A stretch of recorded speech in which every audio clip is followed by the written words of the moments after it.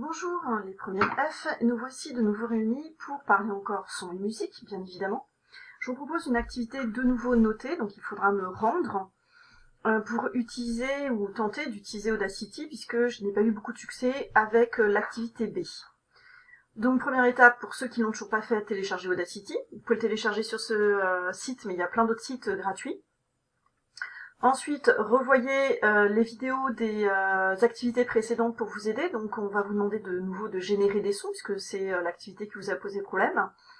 Et puisque cette activité vous avait posé problème, j'avais fait en plus une vidéo de correction commentée. Je vous engage à la regarder de nouveau.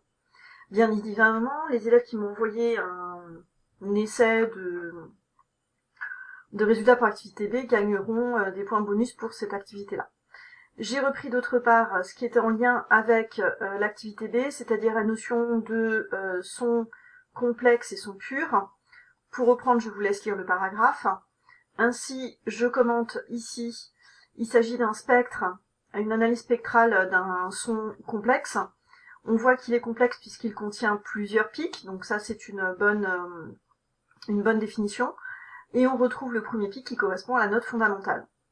Les autres pics étant des harmoniques, et après je vous laisse comprendre la suite. La révolution sera de la musique électronique, donc c'est de vous faire synthétiser du son, effectivement. Vous avez donc un premier document qui vous l'explique, et un deuxième document qui reprend d'autres fonctionnalités d'Audacity qu'on va utiliser aujourd'hui.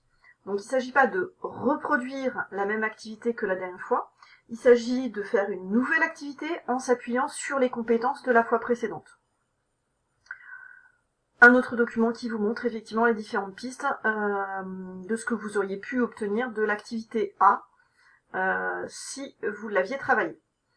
Donc, ici, un nouveau rappel, un autre document, la suite des questions.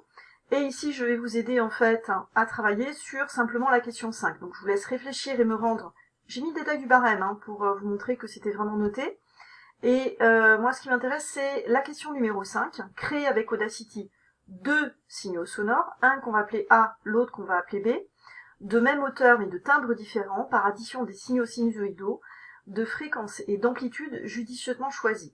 Puisque cette partie-là est sur 5 points, je vais vous aider à la faire, mais pour cela, il faut que je puisse ouvrir Audacity.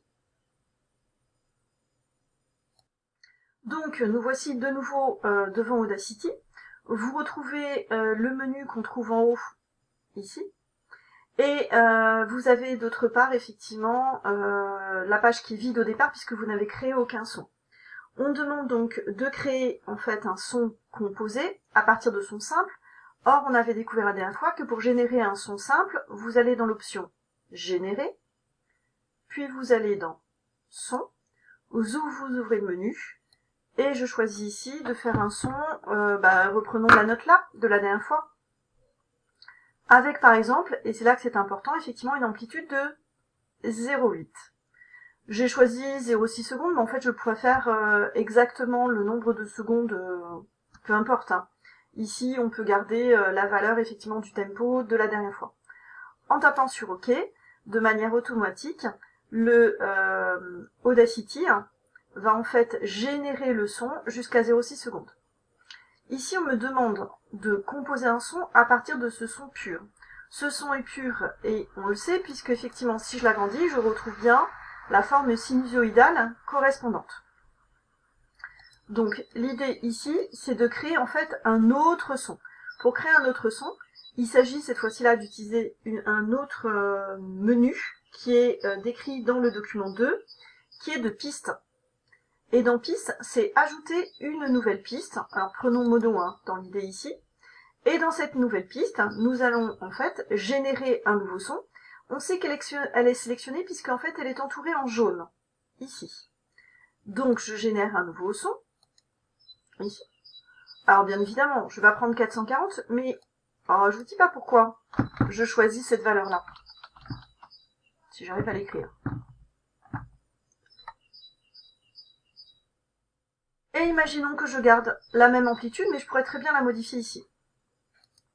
On se rend compte effectivement que j'ai une deuxième piste avec un son qui sera la même sinusoïdale, mais plus serré que la première. Donc si on compare effectivement, l'une est 2 fois plus serrée que l'autre. Je vous rappelle qu'il y a un lien entre période et fréquence. Maintenant, il s'agit donc, maintenant qu'on a les deux premières pistes, une à 440 et l'autre à 880, de les mixer. Pour ce faire, donc, on va sélectionner les deux pistes. On va dans Piste. Et cette fois-ci là, on fait Mixed and Render to New Track. En termes, on va mixer les deux pistes. Ici, on a donc une troisième piste. Si on regarde cette troisième piste de manière plus grande, là, qu'est-ce qu'on voit? On avait un son pur, on avait un autre son pur, et ce son-là, regardez sa forme. C'est comme si on avait additionné les deux parties sinusoïdales. De ce fait, en créant ici, effectivement, un nouveau son, on a bien mixé les deux précédents. Pour s'en rendre compte, donc je sélectionne la troisième piste. Je peux faire l'analyse spectrale. Oh, tiens, comme c'est étrange, je n'ai plus un pic, mais j'ai bien deux pics. Je vous laisse retravailler effectivement les deux de façon à bien voir au niveau du curseur.